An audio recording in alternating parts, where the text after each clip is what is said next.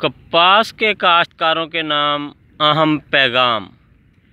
जो किसान भाई कपास की काश्त खेलियों या पटड़ियों पे करते हैं, उनके लिए इस वीडियो में पैगाम है कि कपास को खेलियों पे काश्त करने के लिए गहरा हल चलाएं, उसके बाद ज़मीन को लेज़र लेवल करें, खेलियां निकलवाएं।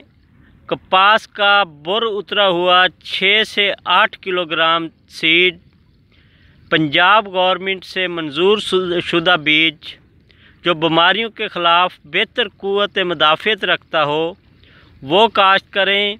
खेलियों में पानी 6 से 7 इंच तक भरें और ऊपर से 1 इंच छोड़कर चोपा लगवाएं, ताकि वो खेलियों का जो पानी है वो वहाँ चोपे तक पहुँचे और बेहतर उसका जो अगाव है वो हो सके।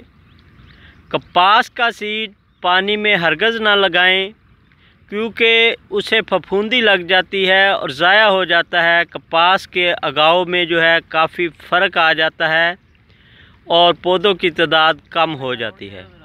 जो काश्तकार भाई कपास काश्त कर रहे हैं, एग्री किसान पाकिस्तान पे कपास की काश्त के हवाले से हर रोज़ नई अपडेट, नई वीडियोस इसी चैनल पे आप भाइयों को मिलती रहेंगी।